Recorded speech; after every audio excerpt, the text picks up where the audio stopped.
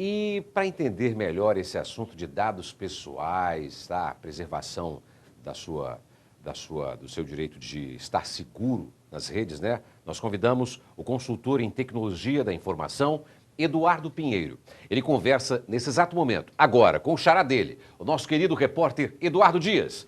Bom dia para vocês dois, Eduardo Pinheiro e Eduardo Dias. Satisfação muito grande recebê-lo. Vou passar para o lado de cá que fica melhor, que eu te olho melhor, Eduardo Dias. Bom dia para você, meu irmão.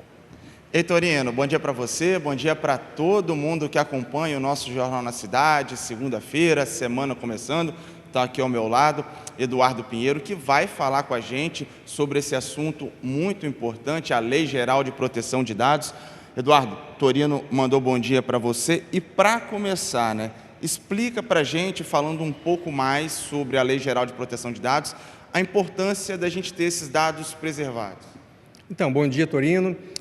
Desde 2020 entrou em vigor no Brasil a Lei Geral de Proteção de Dados. É uma lei que veio para regulamentar o tratamento de dados pessoais no país. Enfim, acabou aquela cultura do cheque em branco que nós sempre demos com os nossos dados pessoais. Quem nunca foi numa farmácia, no supermercado, numa loja, deixou ali os seus dados pessoais, nome, endereço, CPF, RG, e depois nunca mais soube o que fizeram com esses dados. Então, desde 2020, nós, igual todo titular de dados pessoais, toda pessoa que se refere àquele dado pessoal, ela sim que é a proprietária daqueles dados, e não mais aquela organização que outrora você deixou os seus dados lá. Então agora, a partir de 2020, qualquer titular de dados pessoais pode chegar naquela organização e exercer os seus direitos que a lei consagrou. E essa lei alcança quem? Essa lei alcança toda pessoa natural, né, que possui dados pessoais desde o seu nascimento até a morte, né? Então, quer dizer, as crianças são representadas pelos pais. Então, no artigo 18 da LGPD, garante, por exemplo, que você pode, em qualquer momento, revogar um consentimento que você deu no passado, quando você forneceu dados pessoais, seja online ou seja no estabelecimento físico. São vários os direitos, são pelo menos 10 direitos que são consagrados ao titular de dados em relação à LGPD. Cita alguns desses direitos para a gente, então?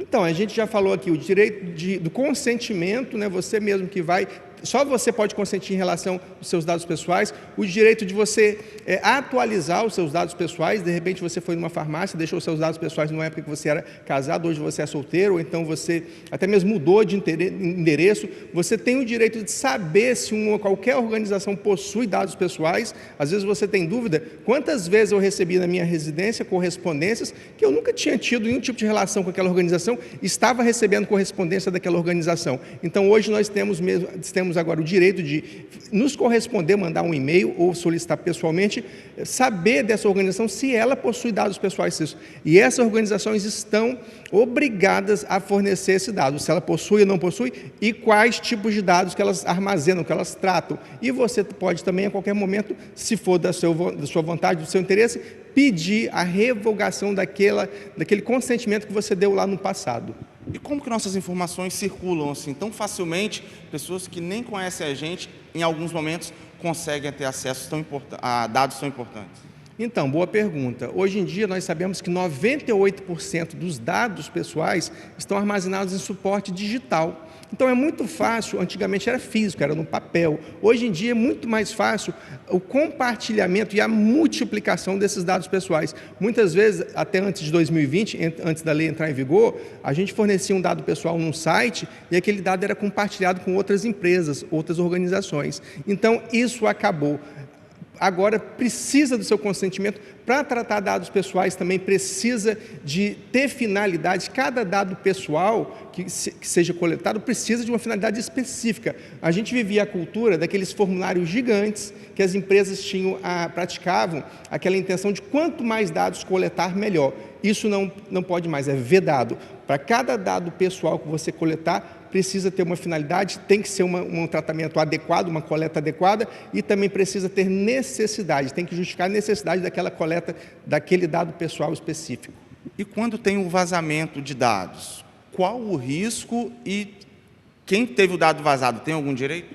Então, recentemente tivemos até mesmo, né, uma decisão judicial referente ao Facebook, que milhares de pessoas tiveram dados pessoais vazados e o Facebook foi obrigado a indenizar essas pessoas. Ainda está em fase de recurso, mas é o que você colocou. Se a pessoa tiver seu dado pessoal vazado na forma de um incidente, ela tem o direito de buscar uma reparação, sim, perante aquela organização que foi negligente com seus dados pessoais. Então, um dos princípios, hoje em dia, da LGPD, que essa LGPD trouxe, foi o princípio da proteção de dados. Os dados pessoais precisam ser protegidos. Você não pode coletar e ter a irresponsabilidade de não dar uma proteção adequada para esses dados pessoais, sob o risco de você ficar sujeito às sanções da LGPD. A LGPD, no artigo 51, traz várias sanções, entre elas a de multa, uma multa que pode chegar até 50 milhões de reais para cada incidente que ocorrer naquela organização. Então, o poder público e o poder privado estão obrigados, desde 2020, a criar programas de proteção de dados e privacidade para proteger os dados pessoais de todo cidadão. E como se prevenir para não ter esses dados vazados? Então, o titular, para ele se prevenir, o ideal é ele conhecer a política de privacidade daquela organização. Toda organização precisa ter um regulamento, que é a política de privacidade. Eu tenho feito isso muito, tem nas organizações, nos prédios, nos condomínios. A gente sabe ainda que nós estamos no início de um processo, é uma mudança de cultura. Mas, com a medida que a ANPD, que é a Autoridade Nacional de Proteção de Dados, começa a multar, a sancionar essas empresas que são negligentes com os nossos dados pessoais, então vai criando a cultura de proteção de dados e as organizações vão se adequando, né? Então vão criando aí todos os mecanismos de proteção de dados. Então nós, enquanto titulares de proteção de dados, devemos sempre ter o cuidado, a cautela de somente entregar seus dados pessoais a uma organização que possua uma boa política de proteção de dados e de privacidade. A gente fala de organizações, tem organizações públicas que têm meus dados, tem os seus, tem organizações privadas também. Tem diferença nessa proteção? Quem tem que proteger, de qual forma? O ente público, o ente privado, tem alguma diferença? Não, não tem. Ambos, né? Toda a pessoa jurídica, pessoa privada também, né? Uma pessoa física que trata de dados pessoais para fins econômicos, precisam proteger os dados pessoais. O poder público também precisa, né? O poder público é tratado de uma forma um pouco diferente na LGPD, porque, na maioria das vezes, o poder público está aplicando políticas públicas. Então, nesse caso, não vai precisar de consentimento. Geralmente, o consentimento vai ser em relação ao poder privado, a empresas e outras organizações. Tem alguns dados que são muito sensíveis. A gente está falando aqui, por exemplo, tem dados mais simples, número de documento, etc. Mas tem, por exemplo, uma condição de saúde, uma unidade de saúde, uma pessoa que tem HIV, por exemplo, esse dado pode ser vazado, uma doença grave. Tem alguma punição mais grave? Tem algum cuidado maior com esse tipo de dado? Como é que é? Com certeza, até deixo aqui, né, a dica de evitar ao máximo coletar dados pessoais sensíveis. Os dados pessoais comuns são nome, CPF, endereço, RG, esses são os dados pessoais como número de telefone, placa de veículo, são os dados pessoais comuns. Mas temos também os dados pessoais sensíveis, que são aqueles relacionados à etnia, raça, orientação sexual, situação sindical, se a pessoa é sindicalizada ou não, inclusive partidária. Existe aí um rol de em torno de 10 situações que tratam como dado pessoal sensível. Esse dado pessoal sensível precisa sim ter proteção dupla, né? Então, as organizações precisam, eu sempre oriento, quando eu estou prestando uma consultoria para alguma organização, a evitar o quanto antes, estar evitando coletar dados pessoais sensíveis. Mas tem organizações como um hospital, como uma escola, né, ou até mesmo um sindicato, todo mundo sabe que na lista ali dos relacionados do sindicato, dos associados, todos ali são sindicalizados. Então, acaba sendo uma informação de um dado pessoal sensível. Então, o que acontece? Essas organizações precisam se adequar, precisam criar um programa de proteção de dados e privacidade e precisam ter uma boa política de privacidade e também dotar os seus sistemas de uma boa segurança, uma segurança da informação. Aí entra a tecnologia da informação. Agora, uma dúvida, um serviço para quem, por exemplo, está sofrendo com isso. Tive meus dados pessoais vazados, a pessoa fez uma conta no meu nome, uma linha de telefone no meu nome. O que é que eu tenho que fazer? É procurar a polícia? O que é que tem que ser feito?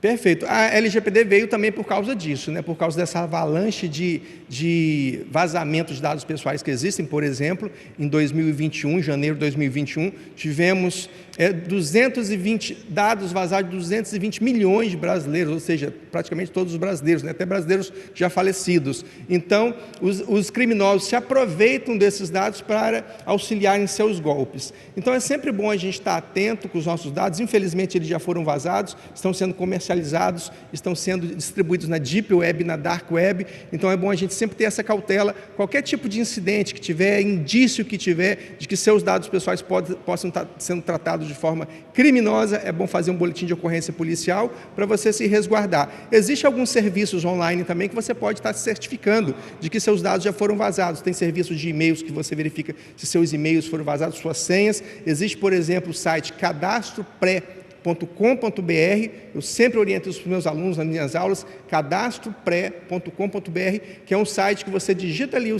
número do seu CPF e você vai verificar, vai checar se existe alguma linha, né, telefônica cadastrada no seu CPF que você não saiba. Então, isso aí é muito importante. Se você verificar isso, né, constatar, né, esse incidente, faça um boletim de ocorrência para você estar se resguardando. Eduardo, Torino tem uma pergunta do estúdio. Torino, com você. Eduardo Dias, faz a pergunta para o Eduardo Pinheiro, fala com ele que manda um grande abraço para ele, que é um amigo de muitos anos, né? A gente já está com a idade um pouco avançada e nossos dados ainda não foram vazados. Pergunta a ele o seguinte: além da punição para esse vagabundo que compartilha um dado pessoal de alguém, ou que abre uma conta, né? Ou que faz algum questionamento, uma coisa como você falou ali, o número de telefone no nome dele, se além da punição ele pode ser preso se ele já conhece algum caso de alguém que foi preso por ter vazado dados pessoais? Entendi. Torino está perguntando, né? A pessoa que comete esse crime, cria uma conta, faz uma linha de telefone no nome de alguém roubando dados, essa pessoa pode ser presa? O senhor conhece algum caso já de prisões por causa de roubo de dados e essa utilização? Então, perfeito, excelente pergunta, Torino. Geralmente os golpistas, os estelionatários, né, isso aí, eles criam contas bancárias com dados de terceiros, ativam também linhas de telefones pré-pagos com nome, com CPF de terceiros. Isso aí são os modos, né, que vão preparar o crime do estelionato. Então tudo aí é englobado num conjunto, né, que é o modus operandi desse criminoso, para estar juntando elementos para ele poder aplicar o golpe dele com maior sucesso. Então, o que nós devemos fazer é sempre estar atento e precisamos a partir de agora, desde 2020, aliás, estarmos mais conservadores com os nossos dados pessoais, isso é muito importante, tem que saber onde é que você entrega seus dados pessoais, porque, como o Torino disse, pode, infelizmente, parar na mão de bandidos. Eduardo, rapidinho, só para encerrar, a gente fala de muitos dados pessoais, tem gente que o Pix, por exemplo, entrega o CPF, qual é o seu Pix? Passa o número de CPF para qualquer um. É aconselhável, é bom mudar essa chave Pix? Então, quando você titular do dado, você está concedendo o dado pessoal, não tem problema, você que está dando, você que vai, né, zelar pela sua privacidade, até onde você pode ir. Eu recomendo ainda assim que a pessoa utilize uma chave aleatória, né? Muito embora o CPF por si só é um dado, só que o CPF o criminoso geralmente não consegue fazer nada, ele precisa de outros elementos, precisa do nome, do endereço, do RG, precisa de outros dados, né, para poder estar aí ativando uma linha de telefone pré-pago ou até mesmo criando uma conta bancária com seus dados para fazer uso indevido e uso criminoso. Certo, Eduardo, muito obrigado por falar com a gente aqui ao vivo, muito esclarecedora a sua entrevista. Torino, devolvo para você no estúdio. Legal, Eduardo Dias, Eduardo Pinheiro, olha, excelente, hein? Excelente, muito didática e importante essas explicações. E você, ouviu, né? Nós, cidadãos, precisamos também ter cuidado, muito cuidado com os nossos dados pessoais.